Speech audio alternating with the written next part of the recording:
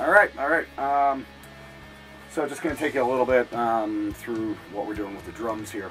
I already tore down the room mics. We just finished the drums basically. Instead of my usual Sennheiser E604s on the toms, I got a new set of MD421s, the classic tom mic. We're going for that classic metal sound anyway. And yeah, they've worked out fantastic. Not going to need very much post-processing to get a good sound out of them, that's for sure. A little EQ or a little compression. I'm just finding I'm not having to shove the low frequencies like I normally would with a D604. So they're working out great.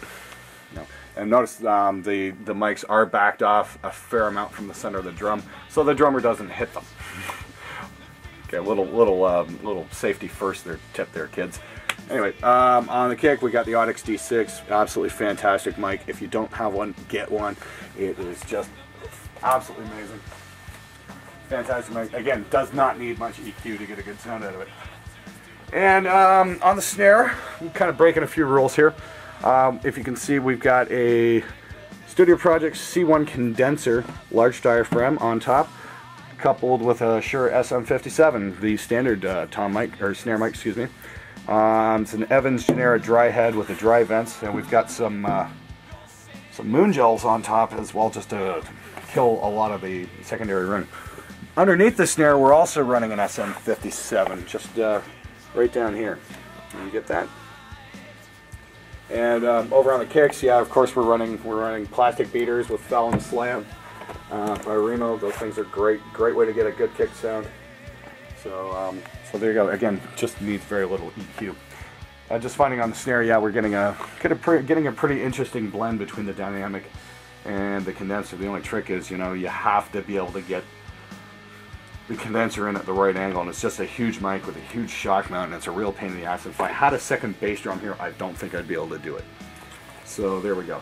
Yeah, the only other oddball mic here is we've got an ATM25 on the floor tom, just to capture the extreme subsonics as opposed to the 421s, which won't. And of course on the overheads, we've got my trusty Octave MK, whatever the fuck they are. MC012s, yeah, these are a few years older. They're a stereo match set. Good stuff. I love these mics. Pretty much use them on every project I've ever done. On the room, we were running a Rode NTK and an NT1 as well, just in a stereo XY pattern. I've tried a space pair on the room, and it just gets a little too weird with phasing issues. So I've decided to go XY, and to be honest, it gives you it's a tighter image, and it seems to work a little bit better as a room mic anyway. But we're definitely going on the overheads, the spaced pair for the larger than life sound. So there you go. That's the drum setup. For bass tones, you know, we've been using Josh's really fucking cool Ernie Vol Music Man sub bass. Oh, sorry about that, dude. Fucking, this is that one heavy ass bass. Yeah, it's got a lot of fucking mass behind it. But we've been splitting the signal. Basically, we've been going straight direct, and then through one of these. This is a Tech 21 bass Sans Amp. If you don't have one of these and you want to record bass, get one of these. These are fantastic. You're going to wind up. This is one of the few things you're going to wind up using on every single project you ever do. What we also did is we also split up the signal to Josh's bass rig. We've got, what are those, 4x10s, Josh? Yep. Yeah. Got a Gallion-Kruger 4x10 rig and a Gallion-Kruger 100 RB bass amp. Just killer stuff. So we've been using Gallion-Kruger for the extreme lows. As you can see, you know, we got a 4x10 and then a horn. We've just mic'd the 10-inch speakers to get a really low growling sound out of the bass. And we use the Sans amp for the mids and the top end. So it's a really interesting split. And for mic, we're using my Rode NTK tube mic, which just seemed to be a match made in heaven. Yeah, one point worth mentioning, I pulled the cap off my NTK the other day and realized I had a Philips 6922 tube in there, which actually goes for a pretty penny these days. So yeah, if you got an NTK and you're not sure what you got in there, you know, you just might have something really cool in there. It might be a lot better mic than you think it is.